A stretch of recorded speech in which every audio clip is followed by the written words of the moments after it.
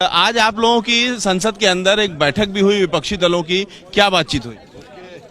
देखिए, बड़े दुख की बात है कि लोकतंत्र की यहाँ हत्या की जा रही है। ये मोदी मॉडल है। गुजरात में भी ऐसे ही किया था उन्होंने। आज सभी चिंतित है। आज तक के राज्यसभा के इतिहास में कभी ऐसा नहीं हुआ कि हाउस ऑर्डर में ना हो और बिल पास कर दो। यही भाजपा ऑपोजिशन में थी, हम शासन में थे, कांग्रेस की अगुवाई वाली सरकार। वो जब जब भी ऑपोजिशन वेल में आती थी भाजपा, हाउस एडजोर्न कर देते थे। हमने कभी ऐसा नहीं किया कि तुम शोर करते रहो, हम बिल पास करते रहेंगे। हम क्या चाहते थे? कॉलिंग अटेंशन के तहत हमारी हर रोज नोटिस होती थी कि बहस करो किसान के मुद्दे पे, राष्ट्र की सुरक्षा के मुद्दे पे, महंगाई के मुद्दे पे, जासूसी के मुद्दे पे। ये कहते थे नहीं, कॉलिंग अटेंशन नहीं, मंत्री स्टेटमेंट दे देगा। क्या मंत्री का स्टेटमेंट?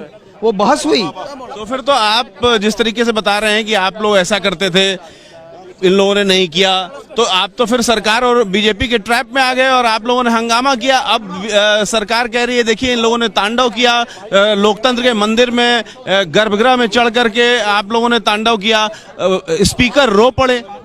देखिए, जो भी भाजपा करती थी वो सब उनका लिए लीला थी क्या?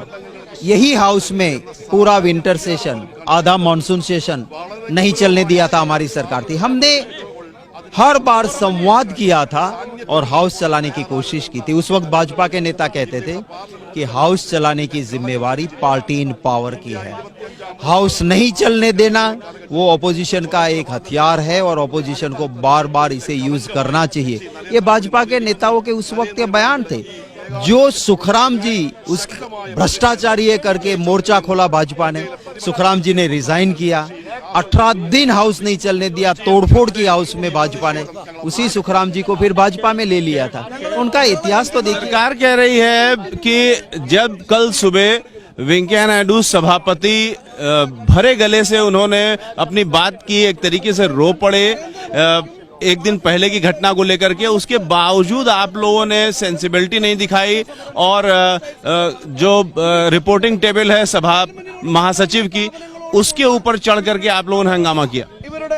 देखिए, वेंकैया नायडू जी दुखी थे शायद सरकार के रवैये से, क्योंकि संवाद करना सरकार की जिम्मेवारी है।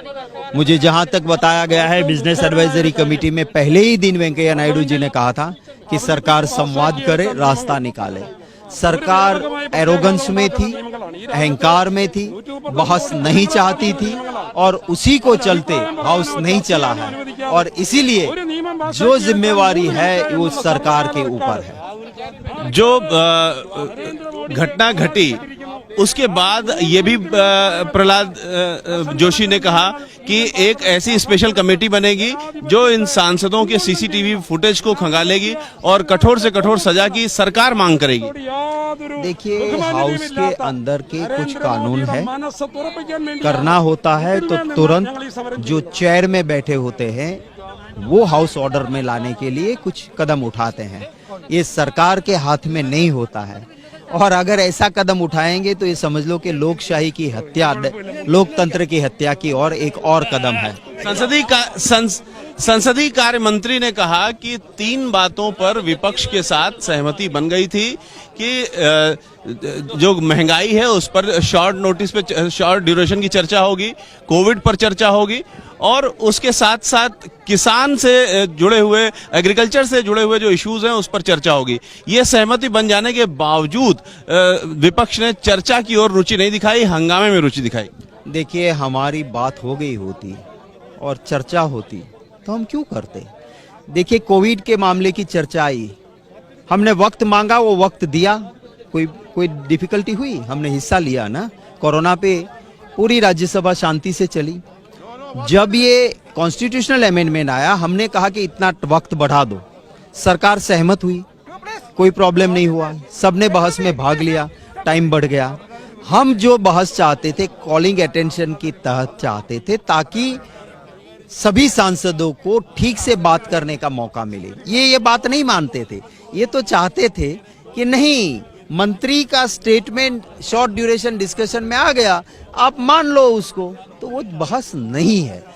नीतीश कुमार जी ने यही भाजपा के लिए जो उनके साथ ये कहा था कि बीजेपी यानी बड़का झूठा पार्टी। तो अब आप लोगों की क्या रणनीति होगी आगे इस पूरे मामले में? देखिए, मुझे खुशी है कि लोकतंत्र को बचाने में सभी विरोधी दल एकजुट है और आगे आवाम के बीच में जाके हम इस लड़ाई को लड़ते रहेंगे और जो भी जहां पर भी मौका होगा वहां लोगों के लिए एक जिम्मेवार विरोधी दल के नाते हमारी आवाज बुलंद रहेगी। एक आखिरी प्रश्न है कि जो सरकार आरोप लगा रही है कि 200 करोड़ रुपए जनता के बर्बाद हो गए, सिर्फ 22% काम जो बिजनेस है वो हो पाया इस सत्र में, और सबसे खराब सत्र ये रहा। इससे खराब सत्र पूरा मॉनसून सेशन, आधा विंटर सेशन धुल गया था जब बीजेपी ऑपोजिशन में थी। पैसों से इसकी तुलना नहीं हो सकती। तब तो कोई भी बड़ा बिजनेसमैन आके कह देगा कि 200 करोड़ मैं दे रहा हूं, पार्लियामेंट मत चलाओ, तो क्या पैसों से तुलना होती है? जो राष्ट्र की सुरक्षा का इश्यू बहस होनी चाहिए, किसान इश्यू, महंगाई इश्यू, पेट्रोल डीजल दाम इश्यू, इसकी चर्चा ना कर। विपक्ष की क्या उपलब्धि है फिर? विपक्ष की उपलब्धि ये है कि हम आवाम की आवाज रखने में कामयाब रहे, बुलंदी से हमने आवाज रखी, पूरे विरोधी दल लोगों के आवाम के प्रश्नों में एकजुट रहे। तो इस तरीके से हम